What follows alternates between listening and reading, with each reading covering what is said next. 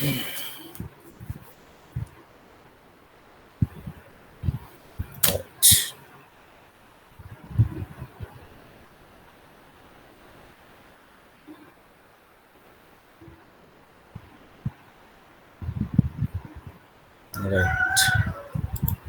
We started here use and overutilization of surface and groundwater, and we have categorized the requirement into three sectors, that is domestic, industrial, and agricultural sector. And we have observed or discussed what is the use and where overutilization or wastage of water occurs in this. And overall, we discussed about why there is a scarcity of fresh water, available fresh water, that the source what we get available fresh water is surface and groundwater. That is why we are discussing this topic. We discussed this topic, and there is a good amount of rainfall. Nearly 4,000 million cubic meters of rainfall occurs. Million cubic meters of rainfall occurs in our country. Out of that, 1,137 billion cubic meters is only utilizable, which is stored in 690 billion cubic meters of freshwater bodies, I mean surface water bodies, and 447 billion cubic meters of groundwater. So rest of all is going into the ocean. So we are unable to store water. So if we increase the capacity to store water, then we can have surplus amount of available fresh water for our requirement, and we don't have to depend on groundwater. And depending on groundwater causes depletion and then maybe exhaust of groundwater, and nearly 27 million bore wells have been bored in our country till now, and out of that 50% are already dried up. And when these bore wells dry completely, that causes a huge problem, like complete dry up of surface water bodies, and even groundwater table decreases, and then land subsidence will cause, and tremors and earthquakes will occur, and decrease in the available water causes water pollution, that is salinity of the water increases, right? So all that what we discussed in the last class. Then today we will start our session with the small topic called as a floods. Right, students, are you able to hear my voice? Am I audible to you people? Yes, sir. Right, right. Thank you, ma. So can anyone define what is floods? What is floods? Okay, no silence. Very good. Floods are occurred due to excess rain of water from rivers or ponds. Right, my dear. Excess water from rivers and ponds is right answer. Why it is right answer, we will discuss that. So some people may say that overflow of water in the rivers that causes floods, right? No, that is not the right answer. Overflow of river, right? Rarely. I mean, overflow means if it is flowing more than the capacity of the river, the water flowing more than the capacity of the river, and even exceeds not only the banks of the river but stretches beyond the banks of the river and submerges the dry land, then it is called as floods. Generally, overflow means the river water overflows, but we cannot say overflow. Why? Because river is meant for flowing the water from upper higher elevation area to lower elevation area through a channel, which is the lowest elevated line of a channel or a belt where water flows is called as river, excuse me, river belt, right? So why the water flows there? Because it is the lowest elevated area, and the amount of water depends on the amount of rainfall in the upstream area. So we cannot say that there is nothing like this amount of water should flow and this should be the width of the river. Nothing, no specification. So it depends on the amount of rainfall and inflow into the river, that whether the width increases, banks of the river submerges, or it getting exposed because of a narrow river due to lack of rainfall and flowing water, right? But when there is excess rainfall, not only the banks of the river get submerged, but also a far distance, even the normal dry land can also get into this water, and it can get submerged. then that area can be called as a flooded area. So what is floods? It is nothing but temporary or a permanent inundation of 2 or more acres of normal dry land is called as floods. So, what is that? It is temporary or permanent inundation. Inundation means stagnation or accumulation or waterlogging condition. That is, water is getting stored over there. Right, temporary or permanent. That means either it could be a temporary activity or it can be a permanent activity. Like if heavy rain is there and water accumulation has occurred in a colony for a couple of days, then we say that is temporary flooding. But if the same thing occurs in a nearby area of a river or a lake and it extends, the lake area got extended or a river has got a new diversion and a new oxbow river has formed. Oxbow river means a U-shaped river which starts from the main river and again it merges into the main river after some time. It becomes a curve shaped river, so called as oxbow river. So such extended lakes or ponds or newly formed ponds or lakes or extended rivers or oxbow rivers are permanent flooded areas where no people will try to involve any activities, right? So they are called permanent inundation of 2 or more acres of normal dry land. Normal dry land means that is what? It should not be a bank of the river where there are chances of the land getting submerged underwater due to high flow, right? It should be a normal dry land or a barren land or a cultivable land or an agricultural land or a residential land or an industrial land or a commercial land. It could be any land which has got filled with the water due to some reason, excess rain or some reason, and that normal land is unable to be used now. Either it could be temporarily or permanently. Then that is called as a flood, a temporary or a permanent inundation of 2 or more acres of normal dry land is called as floods. 2 or more acres means sometimes a small area, a pond, I mean a ditch, a depression we can see beside the roads after the rainy season, right? I mean after the rains, at the shoulder of the road we see a small ditch is filled with the water, right? Nearly 10 square yards or 20 square yards or even 50 or 100 square yards of land has filled with the water for a couple of days or a weeks, right? It doesn't cause any problem to the people just pass by near, right? So that doesn't causing any problem, so it won't be a big flood, right? So that is why people say when 2 or more acres of normal dry land is submerged under water, it may called as a flood because that causes a normal disturbance to the normal life of the people, right? So what are the causes of the floods? How do floods occur? One answer I already got, that is heavy rain. Somebody said overflow due to heavy rain. Okay, so heavy rains is one answer. Still any answers are there in the class? Melting of glaciers. Very good, my dear. Melting of the glaciers due to pollution or global warming. Still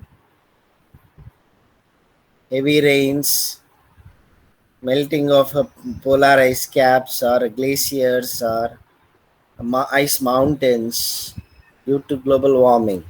Okay. Is there any chance of these floods occurring nearby the sea area, sea coastal areas? If yes, what could be the reason?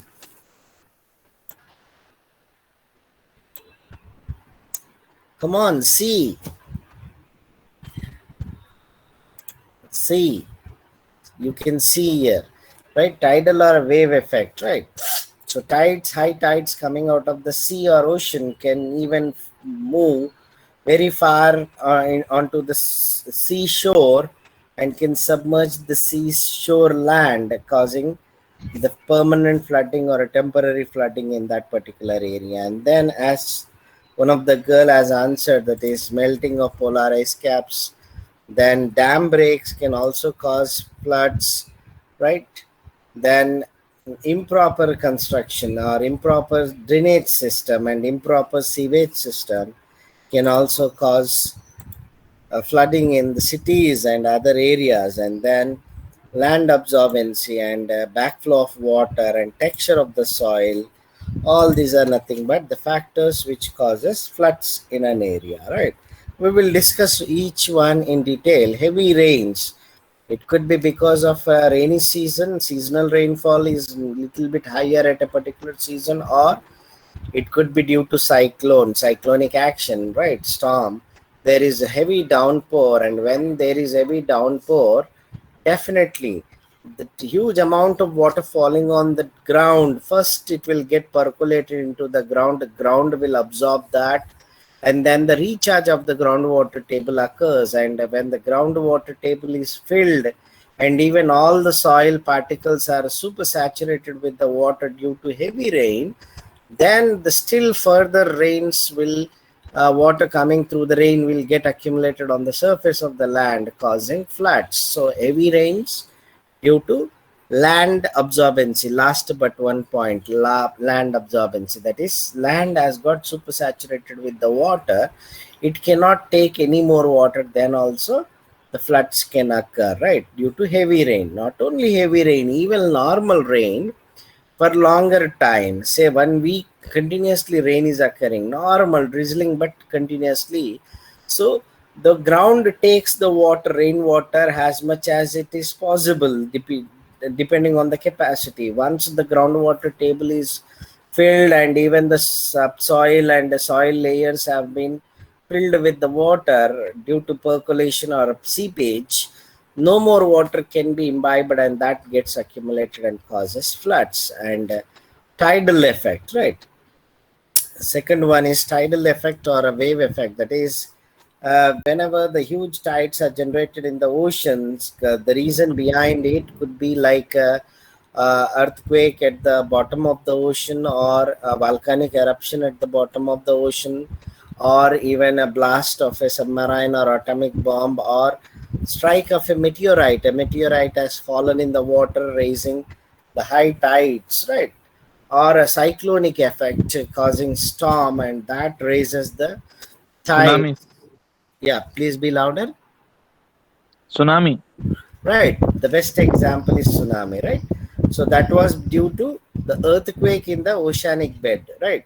So such kind of waves or tides which goes around a few meters and can travel far distance from the seashore, can submerge the seashore lands with the water, not only with the oceanic water, but also it can bring huge amount of ocean debris like sand and other material, and bury the land with that material, and causes land and water pollution in that area. Water pollution because salt water gets intruded into the groundwater, and contamination of water occurs, right?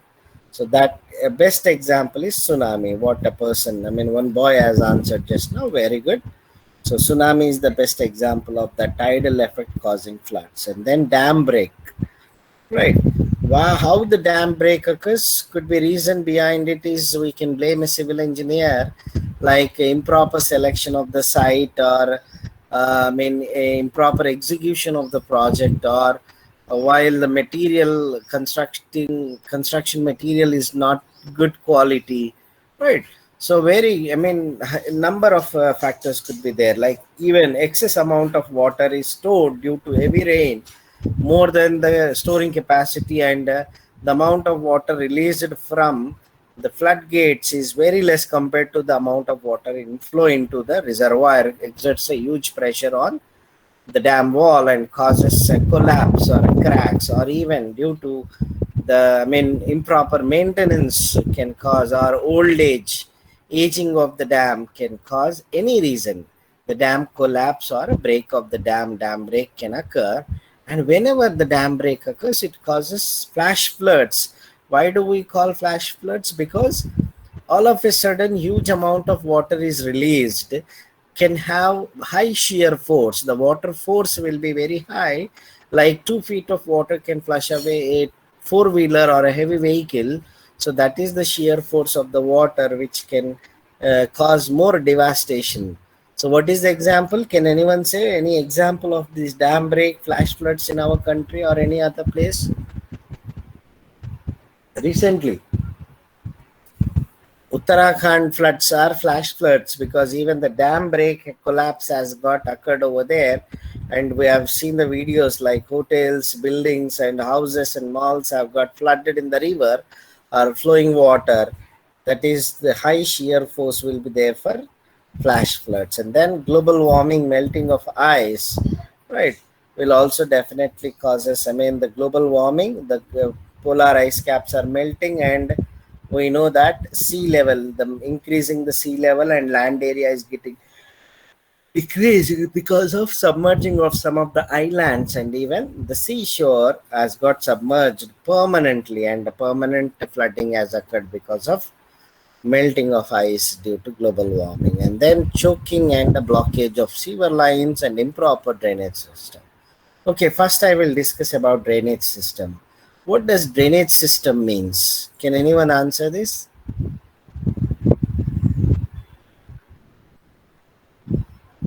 Drainage system అంటే ఏంటమ్మా? Okay, right. I will give you answer. Whenever we hear a term called as drainage, we recollect that the manholes are overflowing on the road. We see it often in our country or in our state or in our city, right? And we think it is the drainage system is overflowing. Drainage system is always a problem in our place, locality, right? We will always have such kind of a topic, but that is not drainage system. Why? I will discuss that. Right, what is there in that overflowing through the manhole? It is the waste coming out of the households, right? Household waste, including the kitchen waste and toilet waste, like grey water, black water, everything will be there. Human fecal material and the urination, everything is there in that. So what we call that water, it is called as wastewater, right? Household wastewater. Or is there any technical term to represent that wastewater? Can anyone answer this question? Right, it is called as sewage, right? Sewage and wastewater coming out of the houses. So how this sewage is going out of the house?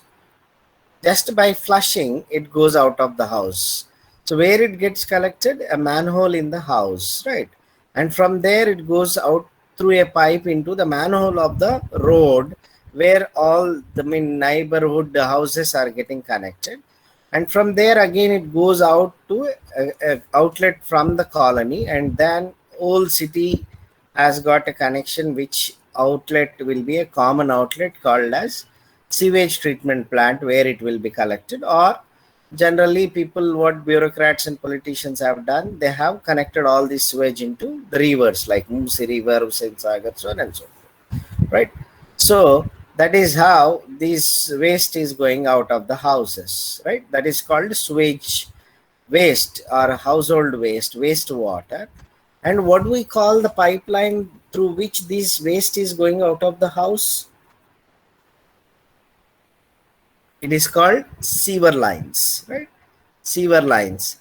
And the sewer lines will be common for a house and a colony. All the houses of a colony are interconnected, and then all the colonies of a city are again connected to let that waste out of the state or city or some treatment areas, right? So what do we call that total sewer lines of a city? We call that as sewage system, right? The authorization which organizes this or looks after this, we call that as sewerage board, right? So this is sewage system. Then what is drainage system? Look, how does this sewage goes out of the house? Just by flushing, I said. Do we pump out the waste out of our house? No, we won't pump. But water to come to our house, the tap water, we need to pump it. Some place people are pumping it, right? But wastewater from the houses has to go and on its own. We don't want to spend energy and money on that. So how it is going out from our house? Because our house is at higher elevation and the manhole will be at lower elevation. Then how does it is going out of the colony? The colony will be at higher elevation, and the common collection point of the colony will be at lower elevation, right? Then how it goes out of the city? Even the city is at higher elevation, and that point, common point where the waste is collected is lower. Sure, the Musi river is lower than the city? No. Maybe, right? So how do we know that? How can we plan a sewage system, a sewer line map design, so that we don't employ energy on sending waste from the houses by just flushing? It should go due to gravity pull. It should go out of the house. How can we develop that system? We doesn't know which one house is higher, which area is lower elevated, higher elevated, and it will be a very difficult task, right? So simple technique is there. We don't have to waste energy on that. Simple technique, that is, we will take the topo map of a river system in that area. A river, what is a river? River is flow of water from higher elevation to lower elevation, right? When water is there in an area, it always flows, and it flows from higher to lower elevation through a proper channel. So we will take the topo map or this river map, right, of an area, that is geomorphology or topology. Or geomorphology అంటే ఏంటి? It is the pasture of the land, right? How the land is available in that area, that is the ridges, plains, plateaus, mountains, hills, all that will be described. Contour, all that will be described. So when the water is flowing from higher elevation to lower elevation, that forms a river line in that area. We will take the river map called as a drainage map. Drainage and enti, flow of water from higher elevation to lower elevation is called as a drainage. Same thing in the plant pot, we provide drain holes. The water goes out of the drain, so we call they are drain holes. It's a drainage system. Simple technique, right? So flowing of water from higher elevation to lower elevation, which is naturally available, natural formation of the land or land geomorphology, right? We take the data, that information, and construct our sewage system. So to construct a sewage system, we need the information of drainage system of a particular area, drainage pattern of a particular area. So these two are always, confused, but they are totally different things, my dear, right? So, how can the sewage system causes floods, choking, and blockage of sewer lines? That manholes or pipeline is getting choked or blocked with materials what we throw on the road, like papers, polythene, slipper, cloth, all that waste materials. All of a sudden, due to rainy season, they go and clog that sewer lines and block the sewage manholes and causes floods. This is what the best example of occurring of floods in cities due to blocking or choking. That's why before rainy season, all the nalas and manholes will be cleaned by sewerage board department, right? And then improper drainage system. That drainage system means what? The flow of water from higher elevation to lower elevation. So we know that where water is flowing down the river, if people start constructing houses nearby the river area or river land, definitely in the rainy season the flooding will occur in that area. Then they will call it as a flooded areas, right? So that is improper construction of houses in low-lying areas. Even after knowing that they are low-lying, people start construction houses over there because the land cost is very high. And again in the rainy season, those houses or colonies will get drained, flooded. So what is the example of this? Recently, last year, October 12, 13, due to heavy rainfall, there was blocking of flooding of these areas like Mirpet, Aram, what we call that Mirpet area, Balapur, right, Dilsukh Nagar, Chaitanyapuri, all that. They are partly low-lying areas where the houses are constructed, right? Kotapet, all they are low-lying areas. And improperly, they have managed to construct the house with improper drainage system, improper elevations. And then backflow of water. Backflow means there are two reasons. One is, that flooding occurs in the upstream area before water reaching the dam reservoir. It is called upstream, and after the dam the water goes down in the downstream area. So there is always a chance of flooding occurring in the downstream area, but there are even chances of floods occurring in the upstream area due to dam construction. That is, excess amount of water flows into the reservoir, and the amount of water released through the floodgates is very less compared to the amount of water inflow into the reservoir. That makes a backflow of water. Huge amount of water is stored, so it goes back, and even the groundwater table in that area increases higher and higher due to excess rainfall and excess flow into the reservoir. Then the water will start moving backward and causes floods in the upstream area, not in the downstream. The floods in the upstream area will also occur. That is called as a backflow of water causing floods in the upstream area. And the example is, what is the best example?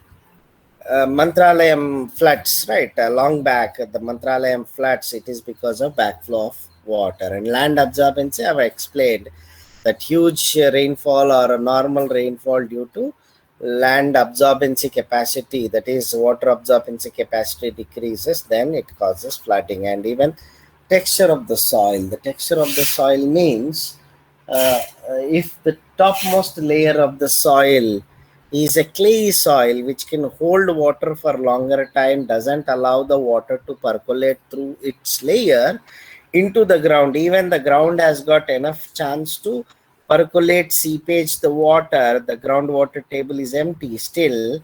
Even then, if the top layer is clay soil, it can hold, it contains high porosity. Porosity means what? Water holding capacity. It can hold water or a moisture or humidity for longer time and doesn't allow water to percolate, causing even a normal rain to get accumulated on the top, causing floods for longer time. So that is texture of the soil. So we have done with the causes of floods. If you have any doubts, you can raise, or else I will go to effects of floods. Any doubts or any points you want to share? Right. Effects, it is not there in your, curriculum, but still I would like to discuss because of, we'll get a small idea. What is the first effects of any floods or any disasters?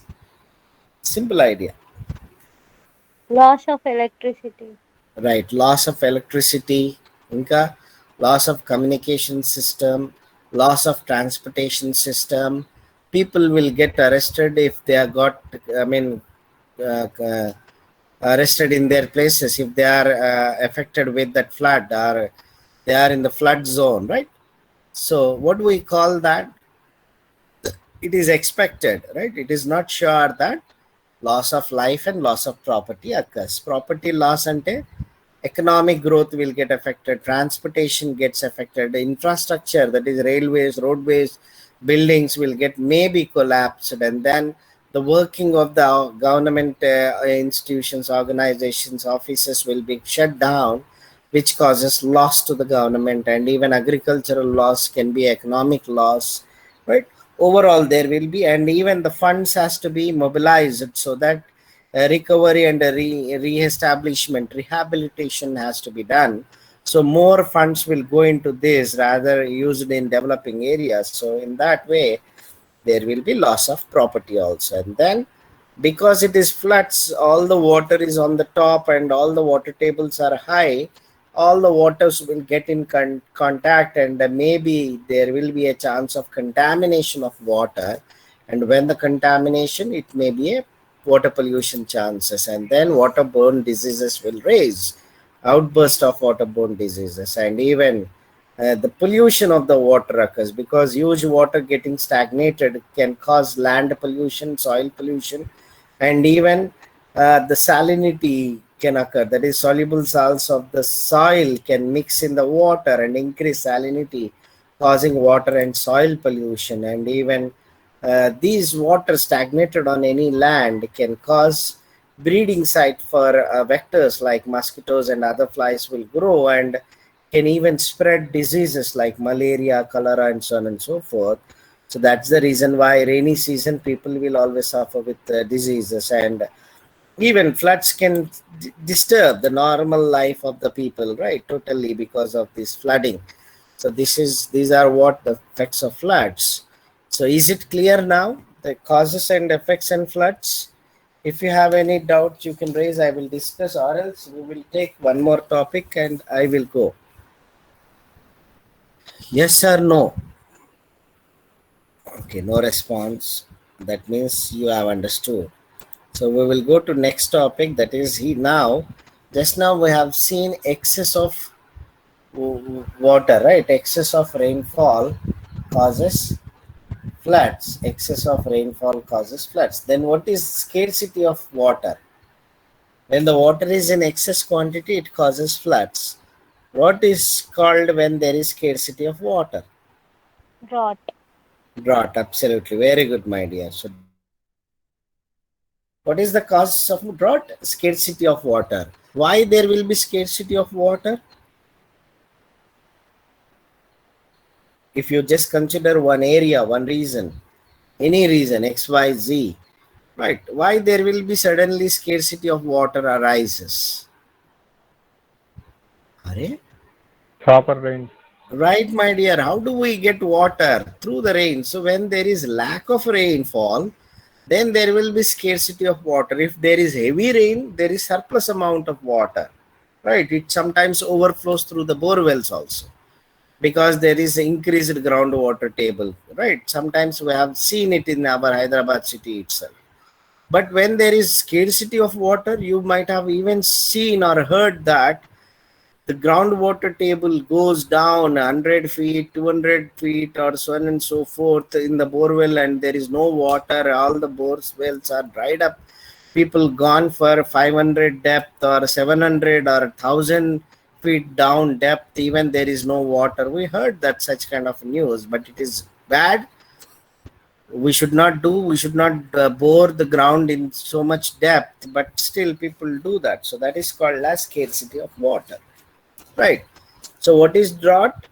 Drought is nothing but scarcity of water in a particular region. The period of time where in an area or a region experiences below normal precipitation. Right. What does precipitation means? Rainfall or the lack of adequate precipitation. That is, adequate means no amount normal rainfall is available there, or we can say the rainfall was no rainfall or low, that is nil or very minute amount of rainfall has occurred in a season, right? Why? How can we know this? What is rainfall? First of all, it is an environmental factor or weather or a climatic factor, right? Rainfall is a climatic factor. So climatic factor, drought is a climatic factor, right? Is that rainfall only one factor which describes the weather or a climate in a particular area, or anything else are there with that? Yes. When there is no rainfall, what about the other factors of environment, climate or a weather? Like wind speed. What are the factors which describe weather or a climate in an area? Wind, temperature, sunlight, humidity, rainfall, right? Cloud cover. All these are factors which describe weather or a climate in a particular area. So when there is no rainfall in a particular season in an area, what will be the other factors? What will be the fate of other factors? When there is no rainfall, how about the clouds? Will there be clouds in that area? Definitely no. Why? Because the clouds will make the rain to fall, right? That is rainfall. If there is no rainfall, means surely there should not be any clouds. If there is no clouds, no rainfall, the humidity will be zero or less, right? There won't be any humidity. How about the solar radiation, that is sunlight? Very high sunlight will be there because there is no clouds, and since high sunlight, the temperature will be high. And how about the wind velocity, wind speed, and wind direction and wind? Will it be there or not? Come on, anyone can answer this. Simple question. There won't be any wind, right? Why? Because wind, how does wind forms? Come on, anyone. How does wind forms? Are people should answer the questions, my dear. Participate in the class activities. Wind forms due to the breeze, land breeze, sea breeze, or hot breeze and cold breeze.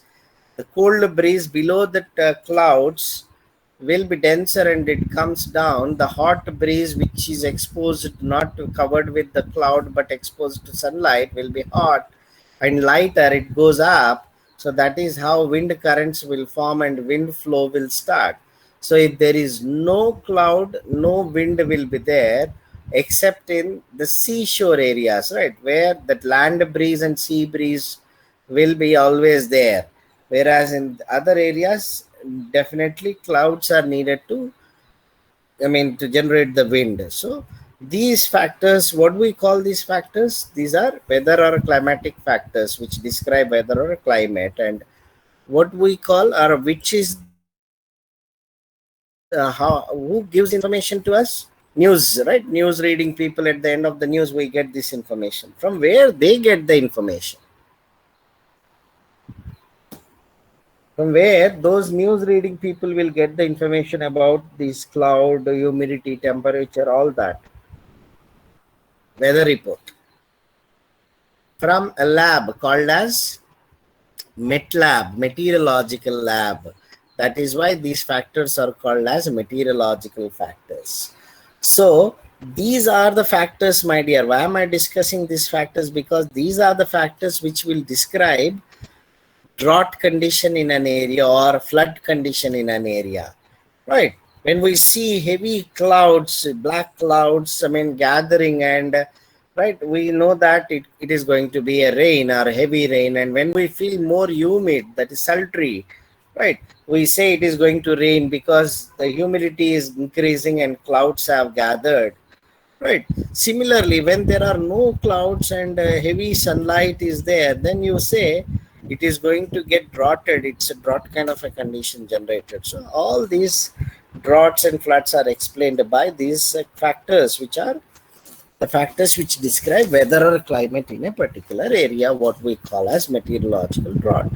So depending on the dryness and duration of the dry period, that is one season if not rainfall occurred, what is happening, and if the second season or some more seasons like that, if no rainfall in an area, what will be the impact? So depending on this degree of dryness and duration of the dry period, right, how long there will be dry period without lack of rainfall, people have categorized these droughts into three, right?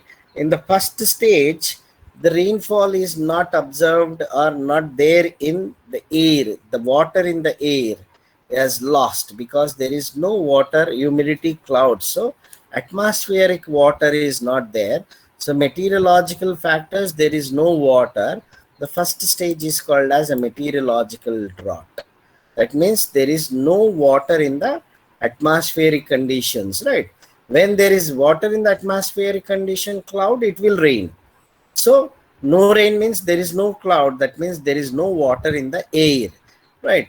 When there is no water in the air, there is only one source. Only few sources are there on the land. That is, surface waters are all there, groundwater is there, and biological cell water we discussed in hydrosphere, right? So are there still. Soil moisture is also there, right? So when there is no rain for next one more season, if the same conditions persist, that is high, no wind, high temperature, no humidity, no rainfall, and high solar radiation, will that surface water bodies survive? No, they get depleted and exhausted. And once the surface water bodies are drying up, even the soil moisture will dry up totally. So what is that life system which is getting affected when there is no surface water and soil moisture? It is the plants. All the plants will die, right? No plants can survive. Only trees, humans, animals. How? I will explain. The trees have got very long roots and they go deep into the ground and can take the groundwater. Humans can go for a borewell or open well and take the groundwater and can even give it to their animals, right? Otherwise, the animals will migrate, run away from that area because of no water and drought condition. So the second stage, the first stage is meteorological drought. There is no water in the air. The second stage is loss of exhaustion of surface water bodies, right? So surface water bodies have dried up, and even the soil moisture dried up, which causes death of all plants and agriculture. It is called as agricultural drought. And in the third stage, even all the people depend on the groundwater, so even the groundwater soon gets depleted and exhausted, and there is no rainfall, so no recharge of rivers, streams, lakes, soil moisture, or even the groundwater is not getting recharged. It is totally getting lost, exhausted. So is there water available in any form in that area, either surface or ground or air or biological cell water? No. Why? Even the humans will run away from there because of no water in the ground, no drop of water available. The trees will also dry up and die. So no biological cell water is also available. So what do we call that third stage of drought? It is called as hydrological drought. Hydrological అంటే ఏంటి? Hydrological cycle, that is availability of water in any form in any particular area in a particular time is called as hydrological cycle. We discussed this in hydrosphere. So in what form water is available in that area? It is not available in surface water or atmospheric water or groundwater or soil moisture or even biological cell water. No way water is available there. So that is a drought to the water cycle. Water cycle has got droughted. Hydrological cycle has got droughted. So that is the third stage. So meteorological drought ante lack of water in atmosphere. Agricultural drought means lack of water in soil and surface water bodies, which causes death of plants and crops, right? And hydrological drought means lack of water in that area in any form. No form water is available, totally it becomes a deserted land, right? So that is what drought is. And the next topic is conflicts over water. What does conflict means? What is conflict? This is a small topic. We are left with 13 or 14 minutes, so I will discuss the small topic and wind the section. You need to answer question, my dear. At least tell me, did you understood floods and droughts, or any doubts you have in this? Say yes or no. Anybody? Students, are you connected with me? Still in connection? Yes. Right. Yes, sir. Okay. Thank you, ma. So what is a conflict? Conflict ante argument or a difference of opinion or a quarrel between two people, right? So it can be a quarrel or argument or a difference of opinion and a fight between two people, right? Their opinions are not shared. I mean, they are not sharing the same opinion, so there is a difference. So definitely there will be a quarrel or a fight or argument will arise, right? So that is called as a conflict over water. And when does the conflict over water occurs? When does conflict over any resource occurs? When the resource is in small amount, when people are unable to share it equally and their needs are not getting totally satisfied, then there will be a conflict, right? Say suppose if you take water, if water is available in surplus amount, why people will fight for the water? It is excess, surplus, right? They don't have to worry about it. But since we are unable to store the rainwater, so amount of available fresh water is very less. So people are always have a need of water, right? Every day we need huge amount of water. 135 liters per day per head per capita consumption is needed.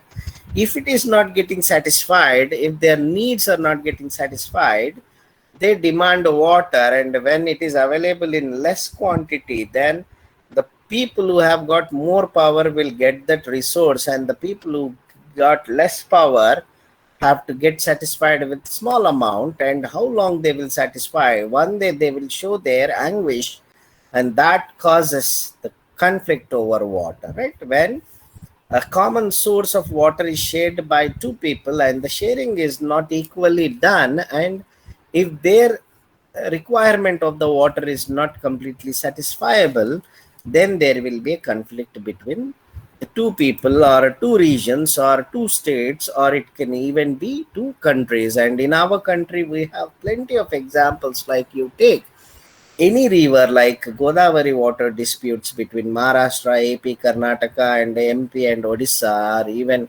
Kaveri water dispute between Kerala, Karnataka, Tamil Nadu, Puducherry, and even Krishna water dispute between Karnataka, Telangana, AP, and Maharashtra, right? We have, whenever there is a, if the water is naturally flowing in the river and people are tend to take that water without any permission, then there won't be any problem, because it depends on the natural availability of water. But when people are controlling the flow of water, there is a control over the flow of water by one authority, the other authority will always have a problem, right? So why, how people can have a control over the flow of water?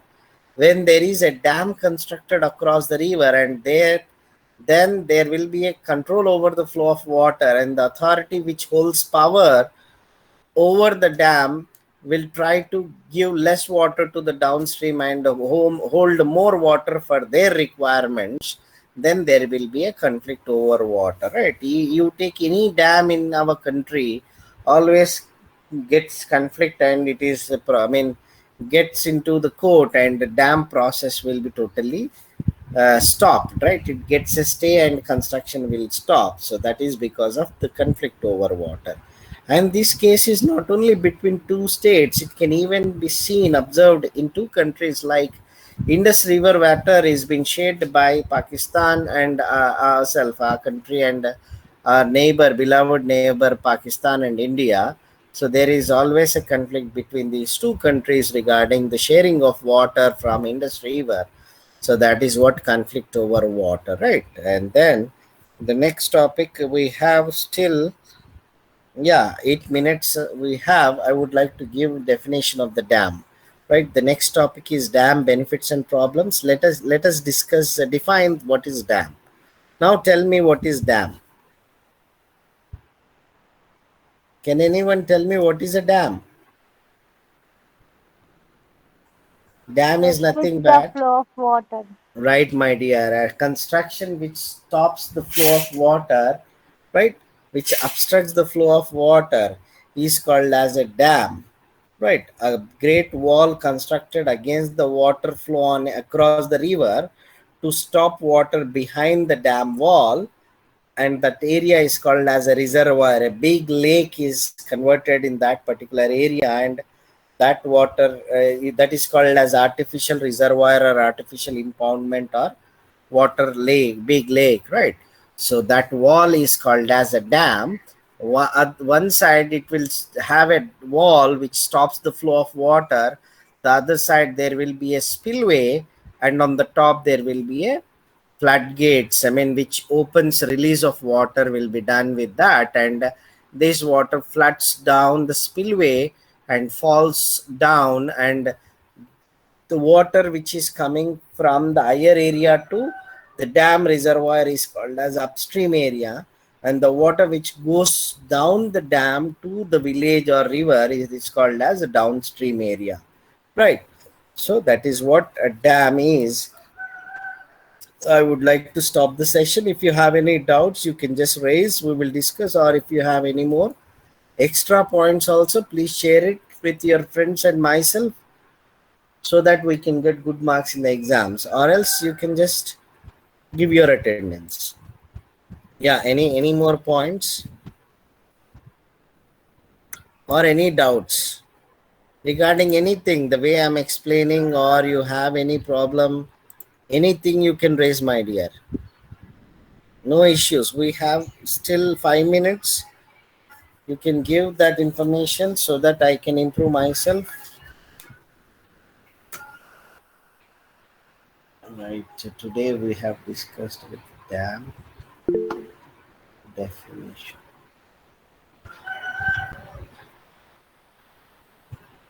Right.